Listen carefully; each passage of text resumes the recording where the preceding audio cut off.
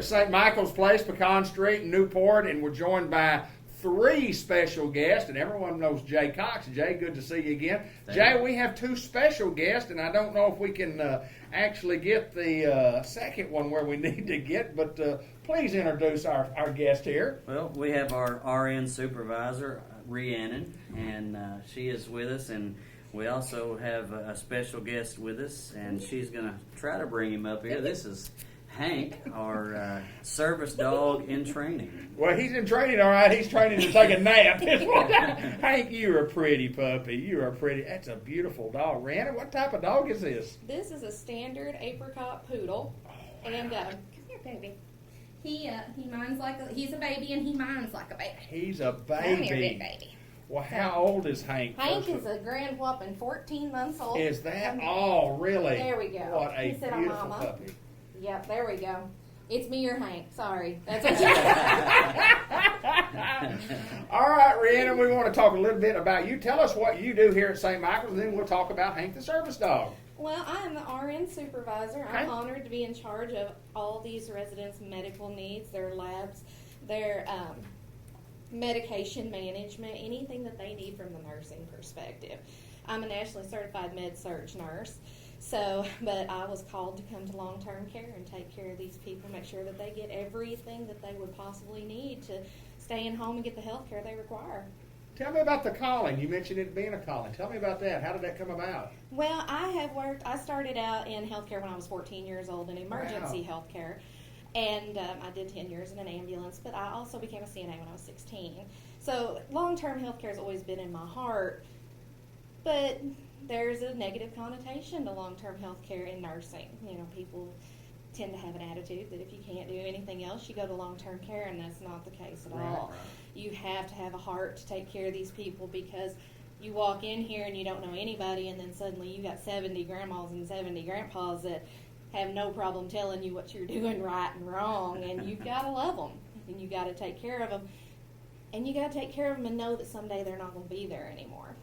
Going back when you were a kid and you say you started healthcare at that age, I mean, what attracted you to that?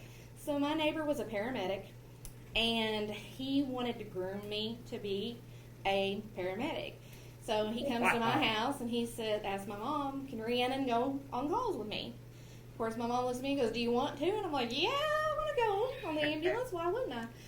So I started going on calls with Alan, and we would go. I go on calls. My mom would come pick me up at the hospital and bring me back home. So, wow. So I did EMT, I did firefighter, I went to paramedic school, and then I went LPN and then RN, and now here I am.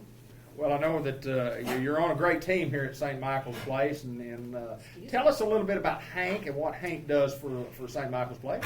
So, Hank, there's a lot of studies you can read all day long about holistic medication and how we don't just take care of our patients through drugs.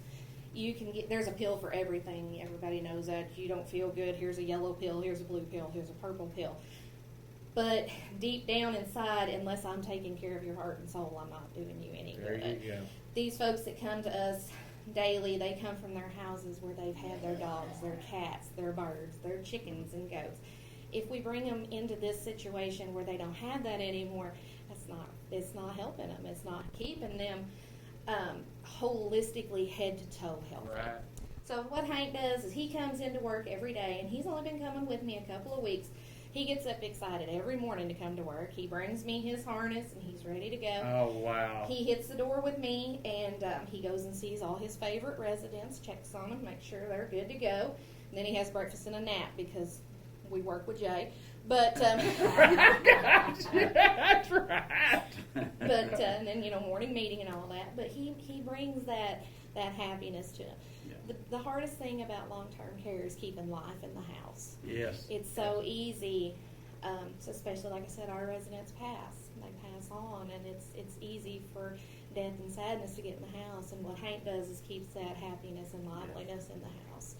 Same way with our birds out front. We've got our aviary up, and I ain't gonna lie, I didn't know nothing about birds when we put that up. But if everybody gets bored long about 5 o'clock in the evening, I'm in the bird cage. There you and go. There's about 20 residents watching me in there changing them up. stuff. So Hank, we follow a well-being model here for well-being dementia. So we fill out what's called an iPage on our residents, and we find out who likes dogs, who don't like dogs. Really? So we can keep up with who Hank doesn't need to go around, who might be allergic to animals. So we can keep him where he needs to be. All right, Jay, tell me who came up with the idea of Hank. Whose idea was this? Well, one day he was just in the office. And So we're gonna Hank's in. he's in.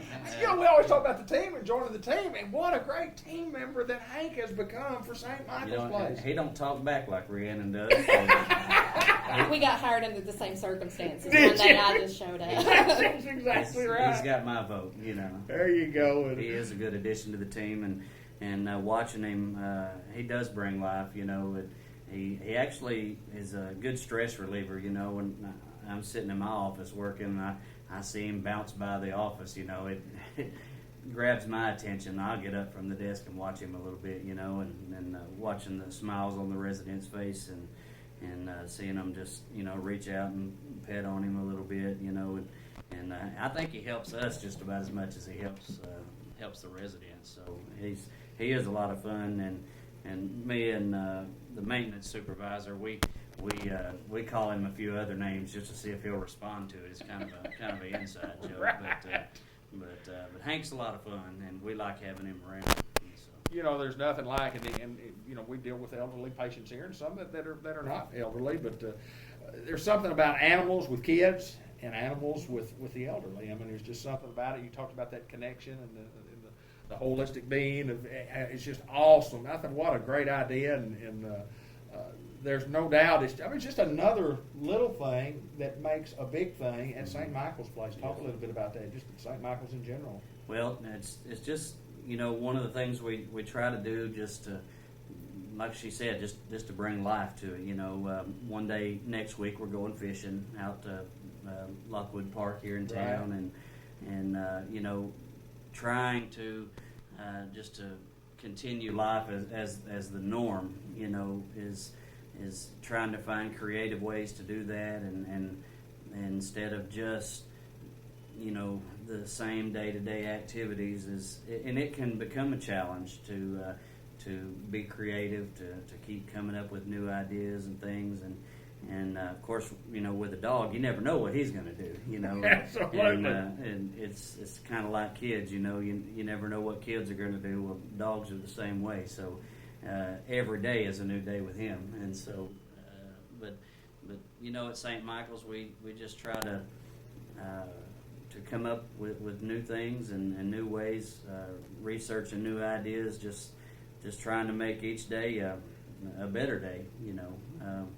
And you know, being creative is part of having the right staff. You know, that's one thing we've talked about the last 3 years is hiring the right people, having the right staff, and like she said, having a heart for long-term care is the bottom line. You know, you can be trained to do nursing, you can be trained to do social, you can be trained to do administration, finance, but you can't be trained to have a heart. That's right. And at the end of the day, no matter what position I'm in, whether it be maintenance, finance, nursing, at some point in time, a resident's going to come up to you and ask you to help fix something or do something, or help them in their room, or help.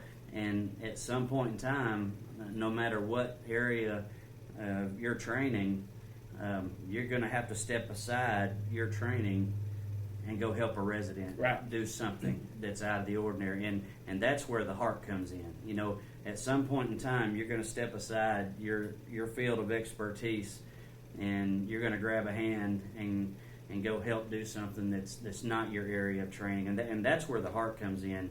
You know, at some point in time, it's like she said, you know, that person you have a connection with, they're not going to be in that room any longer, or they're not going to be, you know, wheeling outside your office any longer, and that friend that you've made a connection with is no longer going to be there, and that's where, you know, the heart,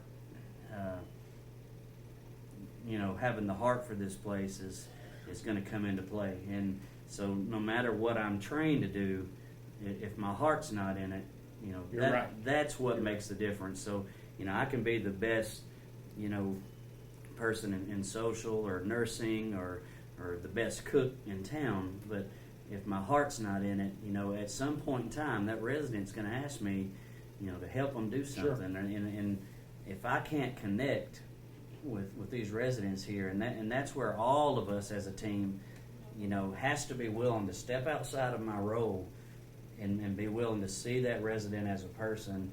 And it may be help them tie their shoes, but it also may be willing to, to help them reorganize the closet in their room. Sure.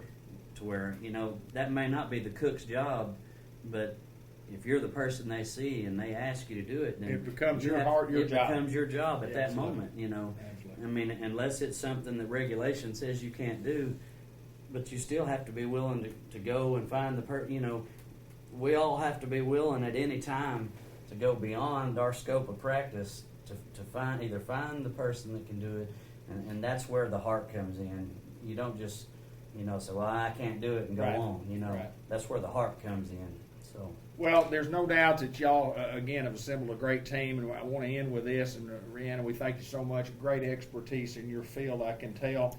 And spunky as she can be. Jay Cox, no doubt, a spunky guy. And I want to end with Hank. Linda, if you could get the final shot of Hank and show the spunkiness of the interview and what this has done for Hank. It's time for Hank's nap during the day. We're at St. Michael's Place. We're in Pecan Street, Newport. That's Hank, Rhiannon, and Jay Cox. Thank y'all so very much. Thank you.